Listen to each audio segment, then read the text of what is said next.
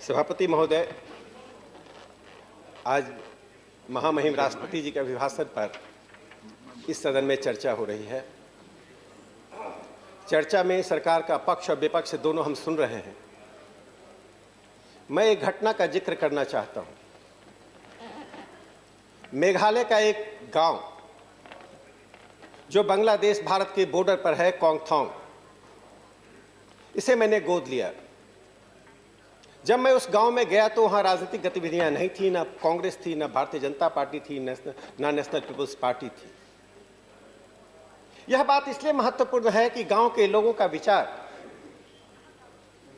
जानने के लिए कोई राजनीतिक दबाव उन पर नहीं था, राजनीतिक प्रभाव नहीं था।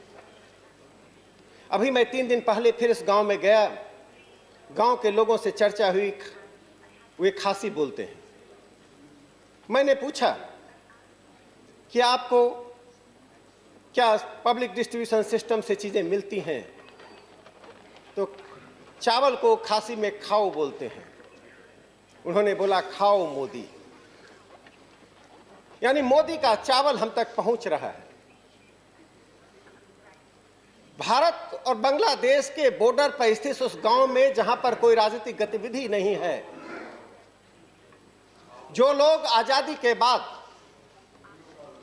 7 दशकों से भारतीय गणतंत्र का हिस्सा बनना चाहते थे, हिस्सा बने हुए थे, लेकिन भारतीय गणतंत्र वहां तक नहीं पहुंच रहा था। इसलिए नरेंद्र मोदी जी के शासन को, नरेंद्र मोदी जी को जानना है तो दिल्ली, मुंबई, कलकत्ता से बाहर निकलकर कोंगथोंग, कालाहांडी जाना पड़ेगा और वहां जाकर नरेंद्र मोदी की क्या शख्सियत है इसे समझना पड़ेगा। अब तक गणतंत्र के साथ तंत्र हावी था, गण नीचे था। मैं एक ऐसी घटना का जिक्र करना चाहता हूं जिसने पूरे देश में एक अधिष्ठान परिवर्तन कर दिया। कहा जाता है कि चावल का एक दाना पके हुए और कच्चे चावल की प्रकृति बताता है। इस देश में 1954 में पद्म अवार्ड शुरू किया गया था। क्या दूसरे नंबर पर बुलाना? यह उस स्थिति में शुरू किया गया था जब संविधान सभा ने राय बहादुर और खान बहादुर के टाइटल को समाप्त कर दिया था। फंडामेंटल राइट्स में 16(1) लागू करके हमारे बीच कोई डिस्क्रिमिनेशन नहीं होगा। लेकिन 1954 में हमारी सरकार ने सोचा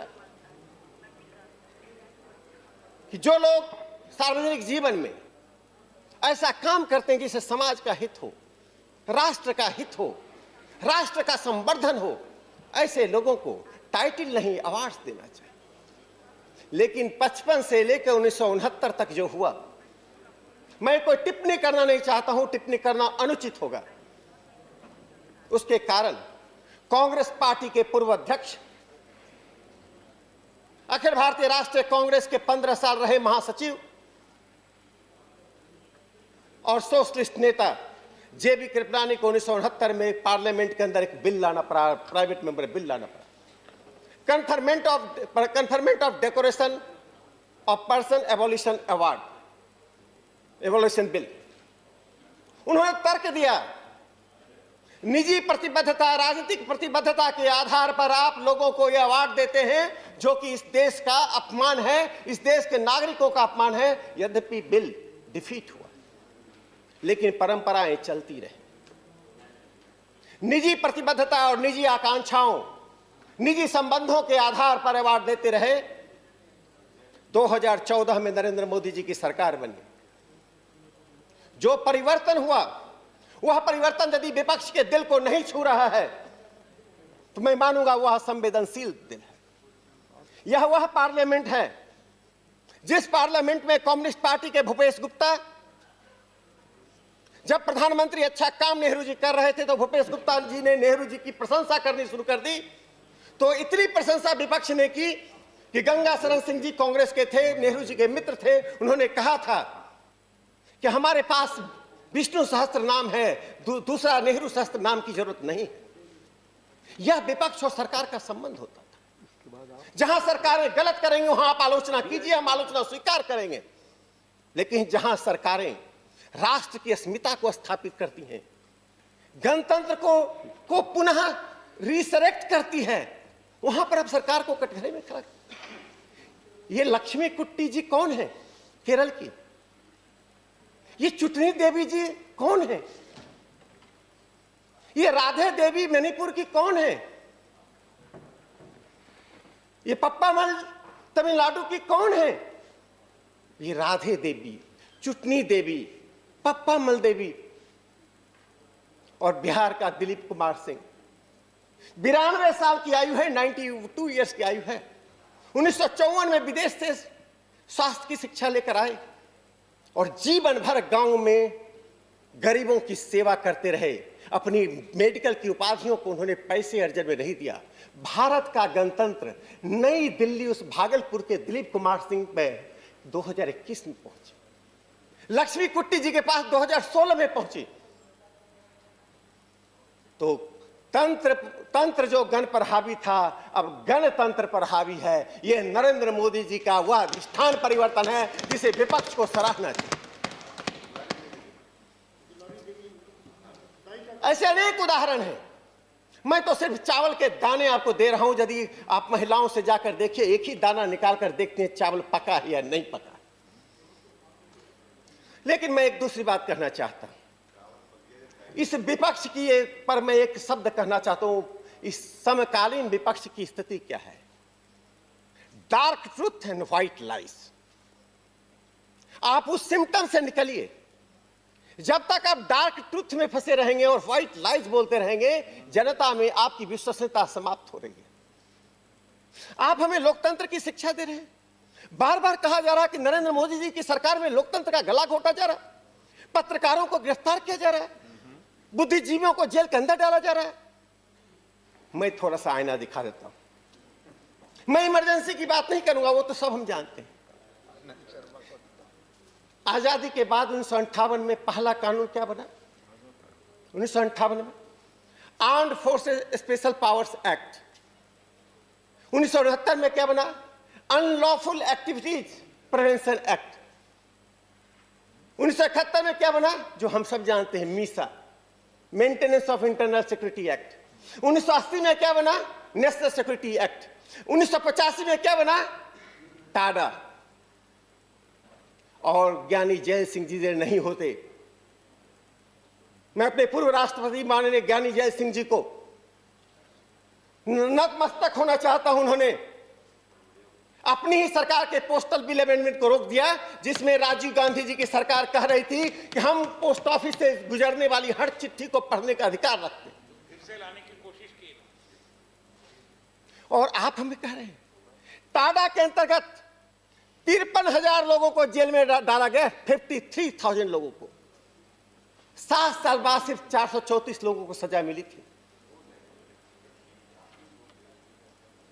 एक और घटना का जिक्र करके मैं आगे बढ़ना चाहता हूं। 1949 की घटना है। हम सब ने तीसरी कसम फिल्म देखी होगी, मैं तो नहीं देखा लेकिन मैं जानता हूं। उसके गायक हैं मजहूर सुल्तानपुरी। वो दुनिया बनाने वाले, तूने कैसी दुनिया बनाई, काहे को दुनिया बनाई। ये गाना कहां लिखा गया? ये जेल के अंदर गाना लिखा गया। राज कपूर मजहूर सुल्तानपुरी से जेल के अंदर गए गाना लिखवाने के लिए। क्या हुआ था? बंबई के मील मजदूरों के बीच में भाषण करते हुए मजहूर सुल्तानपुरी ने सिर्फ यही तो आलोचना की थी, कॉमनवेल्थ के की सदस्यता आप क्यों ले रहे हैं। तब जनसंघ से लेकर सोशलिस्ट और कम्युनिस्ट पार्टी के बीच सहमति थी कि उपनिवेशवादी शासन के अंतर्गत जब हम रहे हैं, हम कॉमनवेल्थ के सदस्य नहीं बनेंगे। मजहूर सुल्तानपुरी ने तो यही कहा था। मन में जहर डॉलर का लेकर, मन में जहर डॉलर का बसा है, यही तो कहा था। कॉमनवेल्थ की गुलामी करते हो। उनको 2 साल जेल के अंदर रख दिया गया था, मजहूर सुल्तानपुरी को। और तभी राज कपूर उनके पास गए, इसलिए कि उनकी घर की हालत खराब थी। उसमें गाय को 250 रुपए दिए जाते थे कि जाओ एक गाना लिख दो। मैं आगे बढ़ना चाहता हूं। प्रधानमंत्री नरेंद्र मोदी जी की शख्सियत की बात यूनाइटेड नेशन कर रहा है। 150 देश के राष्ट्राध्यक्ष कह रहे हैं कि कोविड नेशनलिज्म से बाहर निकलकर आप कोविड ग्लोबलिज्म में चले गए। हम चाहते तो कोविड के वैक्सीन का उपयोग व्यापार के लिए कर सकते थे, हम डिप्लोमेसी के लिए कर सकते थे, लेकिन मानवीयता के सवाल पर नरेंद्र मोदी जी की सरकार डिप्लोमेसी नहीं करती है, स्वार्थ नहीं करती है। हम स्वार्थ और डिप्लोमेसी से ऊपर उठकर अपना काम करते हैं। मैं एक और आगे बढ़ना चाहता हूं। कैसे अधिष्ठान परिवर्तन हुआ है? 1931 में 20 अक्टूबर 1931 को महात्मा गांधी ने royal institute of international affairs में एक भाषण दिया था लंदन में, जिसमें उन्होंने कहा था जब ब्रिटेन भारत में आया तो चीजों को एज इट इज रखने की जगह उसने क्या किया? They started scratching the soil and looking at the roots. और क्या हुआ? They left the roots as they were and the beautiful tree perished. उन्होंने भारतीय शिक्षा के बारे में बताया था कैसे एक सुंदर वृक्ष को ब्रिटेन ने समाप्त कर दिया। उसी साल 1931 में बंगाल में आशुतोष मेमोरियल लेक्चर हुआ। कृष्णचंद्र भट्टाचार्य जी ने कहा था कि जब तक ideas in Swaraj, Swaraj in ideas नहीं होगा, विचारों का स्वराज नहीं होगा, तब तक देश स्वतंत्र नहीं हो सकता। गुलामी किस प्रकार से विचारों और संस्कृति में आती है उसका उन्होंने विवेचन किया था, भाषा के द्वारा, संस्कृति के द्वारा, विचारों के द्वारा। ये 31 के दो भाषण हैं, एक तरफ गांधी जी लंदन में, दूसरी तरफ आशुतोष मेमोरियल लेक्चर कोलकाता में। क्या हुआ? आजादी मिली, हम सब जानते हैं। आप सोशल साइंस की किताबों को ढूंढ लीजिए, राजनीतिज्ञों का भाषण सुन लीजिए। यूरोसेंट्रिक पॉलिटिक्स, यूरोसेंट्रिक विचार हमारे समाज अध्ययन को डोमिनेट करता रहा है। हम समाज अध्ययन में, हम विचारों के क्षेत्र में यूरोप की गुलामी करते रहे।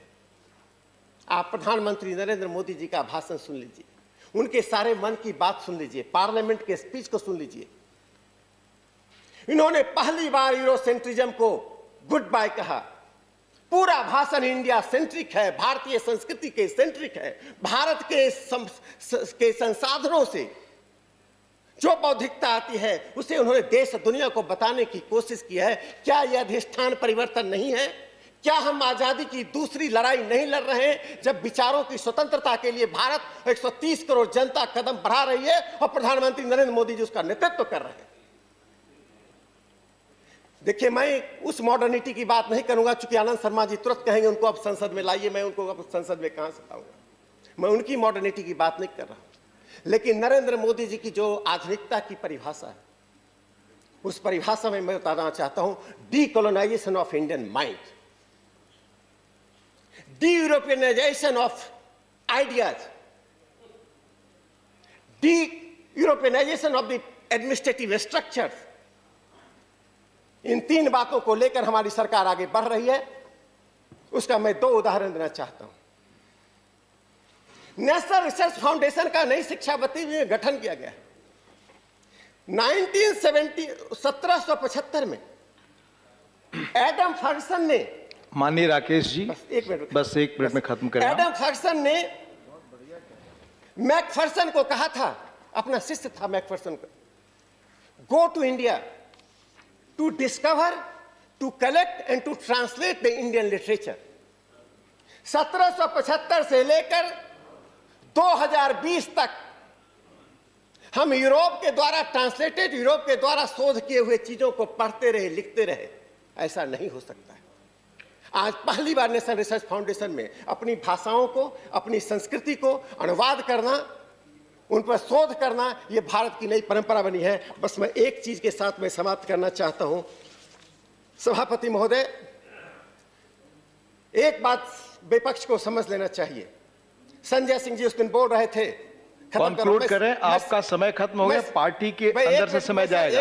आप अपने दूसरे कलीग का समय लेंगे, जैसा माननीय चेयरमैन ने कहा। कोई बात नहीं, मैं बात कर लूंगा। तो क्या कहा संजय सिंह जी ने? कहा रिपब्लिक डे की बात कर रहे थे। 2014 को 20 जनवरी को किसने कहा था हम गणतंत्र दिवस को डिसरप्ट करेंगे? मैं उनके लिए कविता कहना चाहता हूं। मैं टूटा तो सब टूटेगा, मैं टूटा तो सब टूटेगा, जो कुछ भी है वह भी छूटेगा। मैं हूं तो आजाद वतन है, मैं भारत का संविधान हूं, लाल किले से बोल रहा हूं।